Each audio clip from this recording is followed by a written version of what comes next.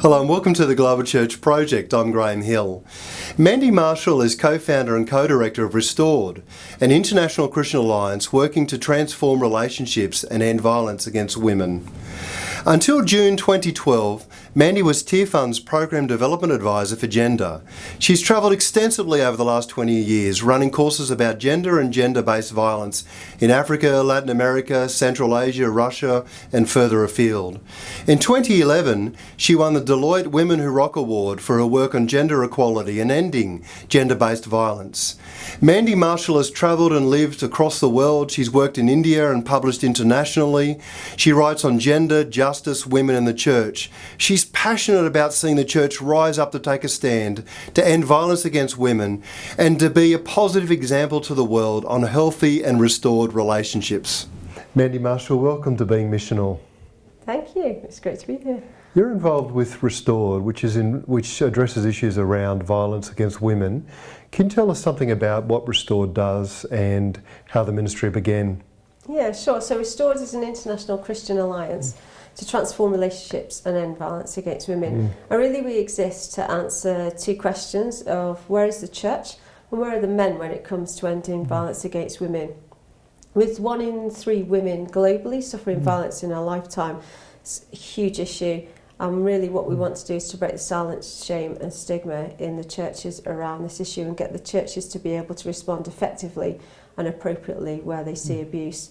Now in some countries, domestic abuse is one of the biggest issues and the church really is patchy at best in its response to that. There's some great work going on and it's to be encouraged, but generally the church is not being consistent in its approach and not really addressing the issue.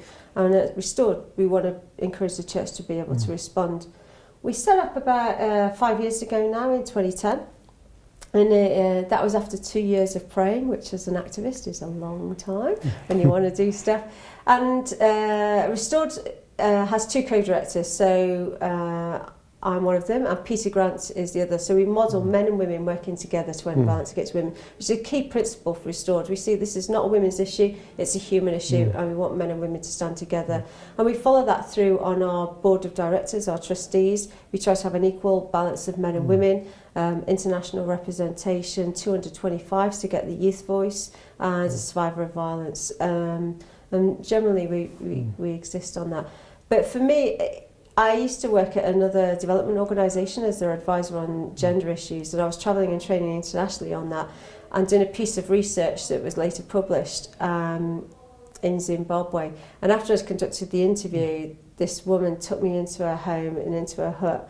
And it's a classic thing, you hear lots and lots of stories and there's always a tipping point, and for me this was the tipping point. And she sat me down and she just disclosed all of this abuse that her Christian husband was perpetrating on her. Horrific stuff. And she said she'd gone to the pastor and he told her that she should pray more and that she should submit more and stop nagging him so much. And she said she'd done all of that and nothing had changed. And then the devastating bit for me was she turned to me and said, "You're the expert, what more can I do?" And my heart sort of shattered into a million pieces at that point of like just utter devastation for her in her situation, but also a rising anger of why did the pastor not challenge her husband? He'd never spoken to her husband, he'd always put it back onto her. And just this, how on earth had we allowed the church and the church situation to conduct an environment where we were complicit in allowing violence against women to continue? It's an utter outrage to me. And I spent 2 hours travelling back to the city centre, sort of raging at God of why is this allowing to happen in His church?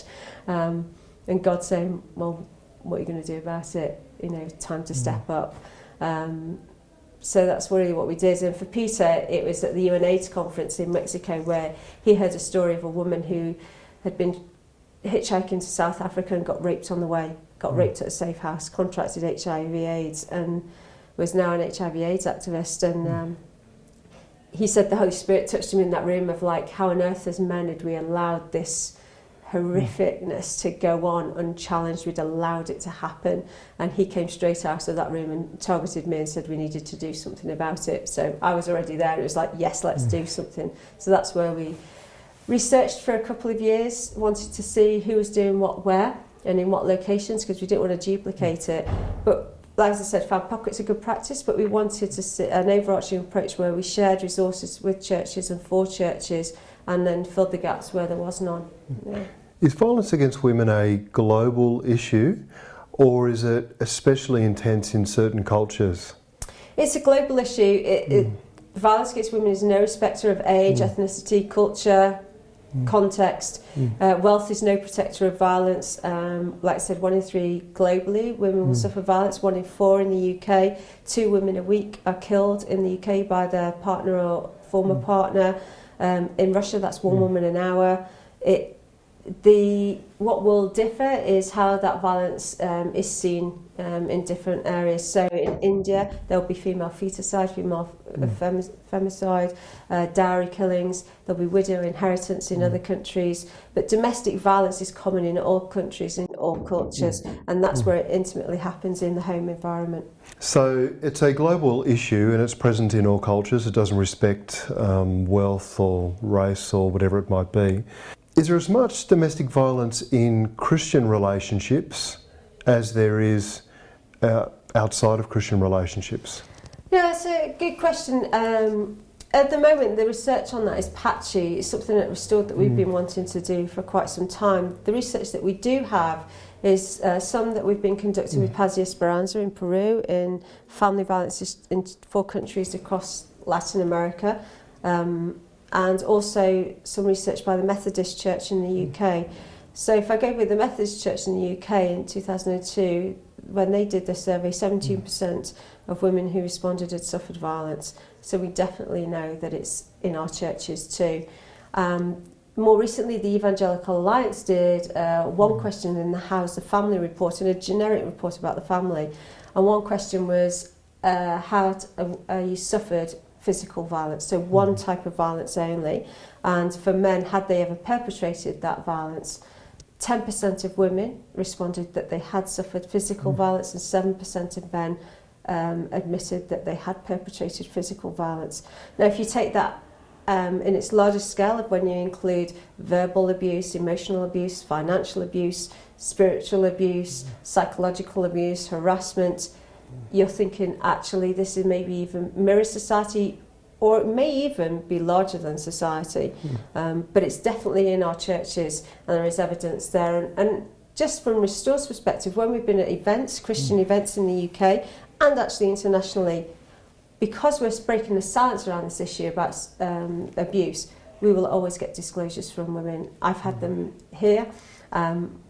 Every time we've broken that silence, we have had women come and disclose abuse to us. And in some cases, those have been married to clergy and have never been able to speak out before. Sometimes when I raise this issue on Facebook, for instance, I'll have men come back and talk about, well, what about the violence that men suffer at the hands of women?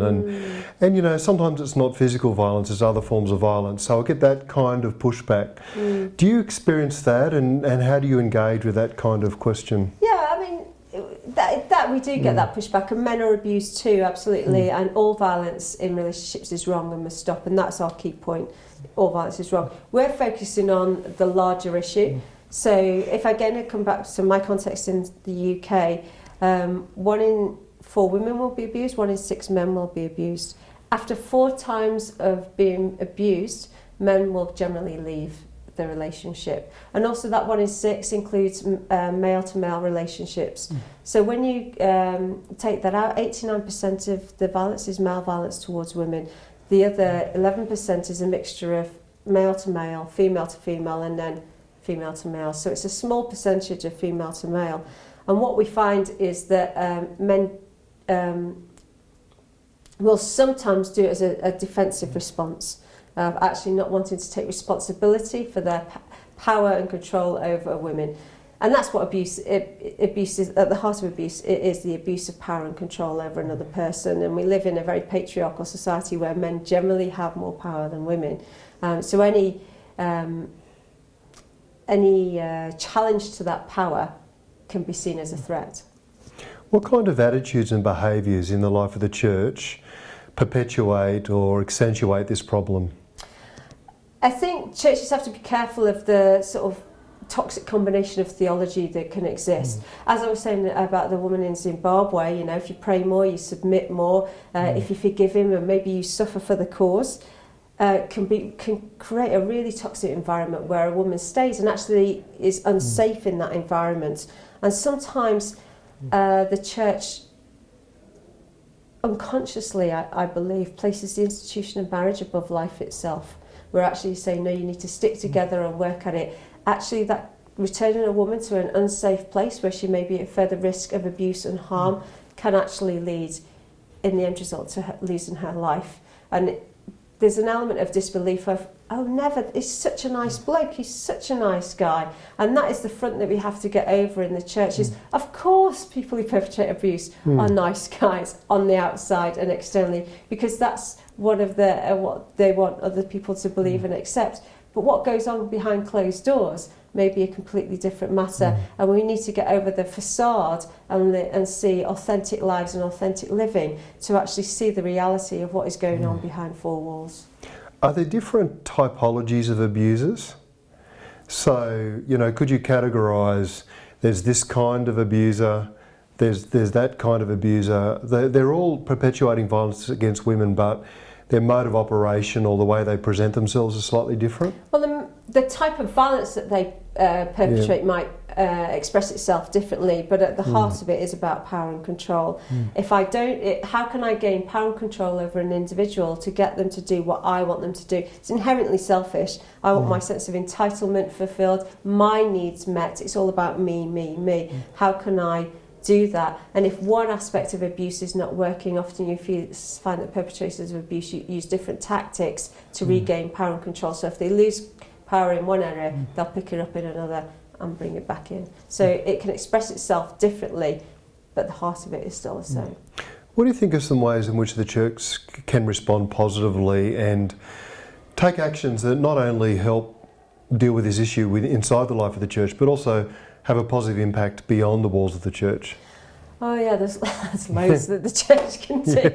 I think the first thing is to start talking about it, start to break that silence. And as soon as you do, you will get women coming forward. Often they say, oh, not in my church, maybe that one down the road, but not in my church.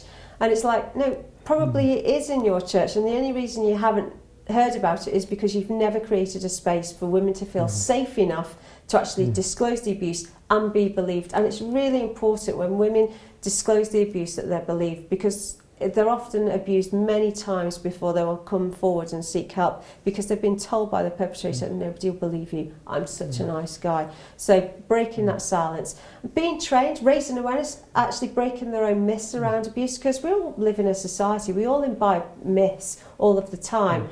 And you know, the classic one is, why doesn't she just leave?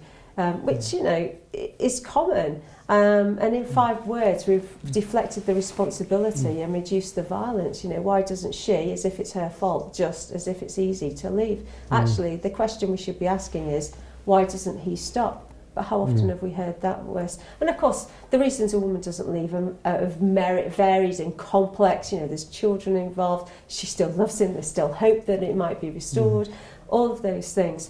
So that the church can break the silence, it can get educated, raise awareness on domestic abuse for itself, break the myths, have a policy, a procedure and a process set up in church, so much similar as we have with child protection. You know, when child protection issues are disclosed or we have a concern, we know who to go to, we know the process to follow and the procedures already in place. We want the same for domestic abuse, so that when it's disclosed, we know who to go to, who to contact, the process is going to be and the procedure is going to be followed, and that we start to display that in our churches. And then we can do wider issues of like linking to our local refuge and safe house, providing pamper packs for the women, you know, because when they leave the relationship, often they've got absolutely nothing, you know, basic toiletries, clothing, simple stuff.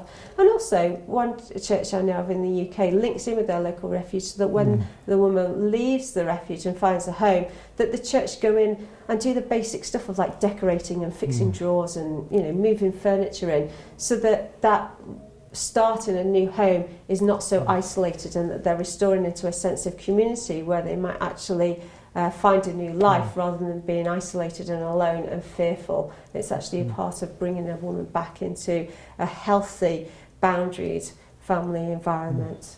So there's lots of stuff there. I mean, that's just a sample. There's lots of stuff the church can do. Well, we had a lady live with us for a couple of months because she came to me and she told me that her brother, so she was living at home, was her and her brother and her mother.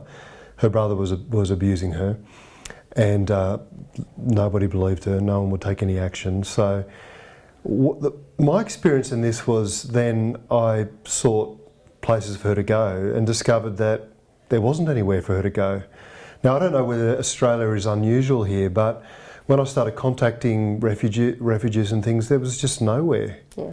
Is this a common problem? It's a really common problem. So in the UK, 215 women a day are turned away from a refuge. So if you think about you've got to that place where you think you're going to leave, and then you try to leave and you can't because there's nowhere for you to go.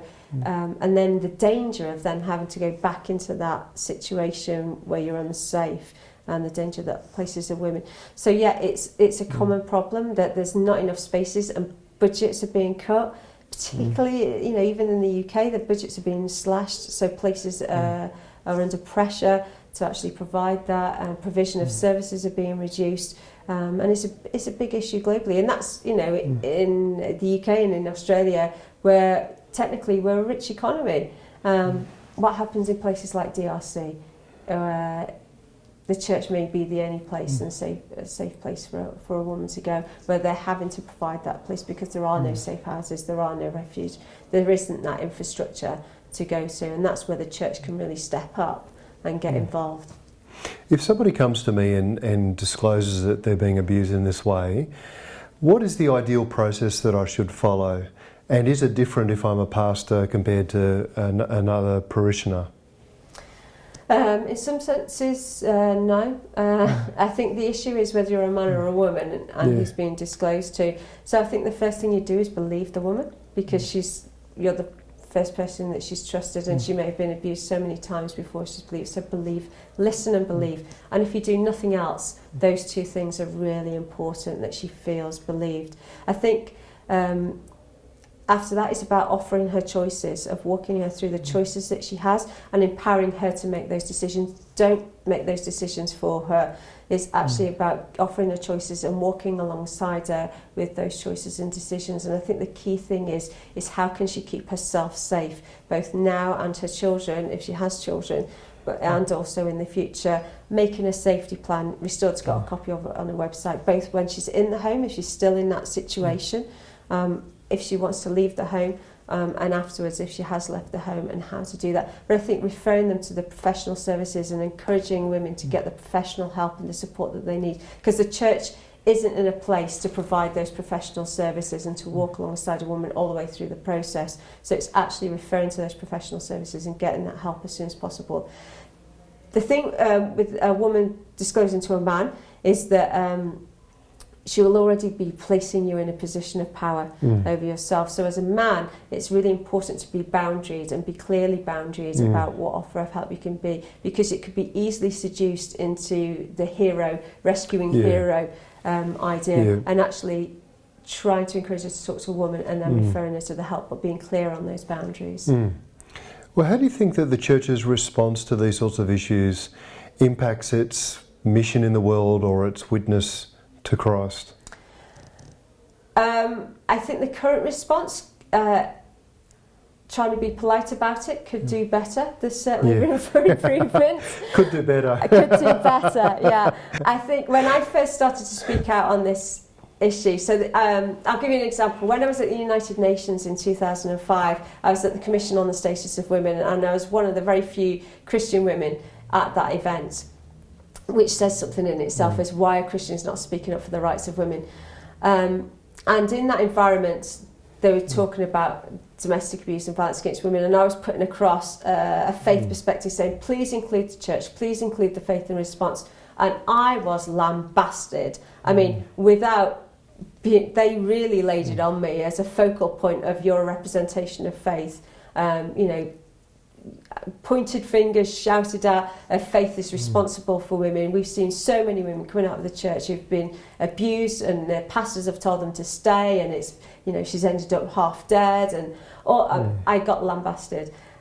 And then moving forward, I was at the United Nations in 2013, representing the Church of England at that point on the Commission on the Status of Women, which focused on violence against women.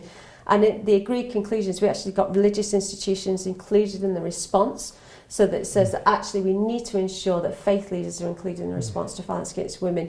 And when we were talking at those events, in 8 years we saw that things had shifted, that actually secular organisations started to see that they needed to include faith in the response, but that faith understood the dynamics of domestic abuse and didn't actually be complicit anymore, and there was a real need for education and awareness raising so that we didn't at least no harm in actually going forward, but actually try to address the situation properly. Can you tell us about the First Man Standing campaign and the 3 responses that are a part of that campaign? Sure. So at Restored, as I said at the beginning, we want to see men and women working together to end violence against women. And the First Man Standing campaign is asking all men everywhere to respect all women, to challenge other men's attitudes and actions, and join in the cause with women to end violence against women, and to never remain silent, be silent, to pledge to never commit, condone or remain silent about abuse. So the whole idea is to respect all women, is to challenge your own attitudes and actions, because we all imbibe stuff that we shouldn't have. We're all sinners addicted to sin. We need to constantly bring ourselves before Christ. So respect, look at ourselves. Do we respect all women? Is there any attitudes within me that actually I need to change towards women? You know, and treat women as my sister, as my mother, as my aunt, actually all women like that. And to challenge other men, to have the courage actually to challenge your mate and to challenge your brother or to challenge your pastor and say, actually, what you've just said there is either sexist or demeans women or denigrates women and doesn't treat them as equals in the eyes of God and in the image of God, and actually we need to raise our game. And it takes real courage to do that when it's your mate and your friend, because actually you'll say, I'm not that guy, but I'm also not wanting you to be that guy, and I'm actually challenging you to be better, and it's time to actually step up and actually take action. And then to join in with women, not to stand alongside with us when we are fighting for our rights and fighting for the church to take action, and not to just leave it up to women. Oh, that's a women's issue. Actually, no, actually this is a human issue. This is affecting us all. So we all need to make a stand, and we will be there with you, alongside you, supporting you and supporting your voice. Is there anything else you want to say to us today? I think for me, I would just love it, you know, that we as a church start to live authentic lives, that we don't present one thing externally in the church and then do something internally in our homes. Bishop of Derby, Alistair Redfern, said that there's the unwritten words that are above the door when we go into our churches, which is be nice. And sometimes the be nice is a facade and the reality is different at home. And actually we just need to live authentic lives and enable each other to be disciples of Christ, and that disciples and journey of getting rid of the bad stuff and actually journeying forward into the future of the new. And we just need to love people more, you know, rather than judge. And often we come into church and we're thinking, oh, you know, this, I can't say this, I can't say that, what will people think about me? Actually, Jesus accepted everybody. And if we loved more, I think we would see a lot more people coming to our doors. Mandy Marshall, thank you for joining us and being missional. No, thank you for inviting us here. It's great. The Global Church Project is located at www.theglobalchurchproject.com. On our website you'll find a wide range of interviews and resources for colleges, universities and churches. I look forward to your company next time. From me, goodbye.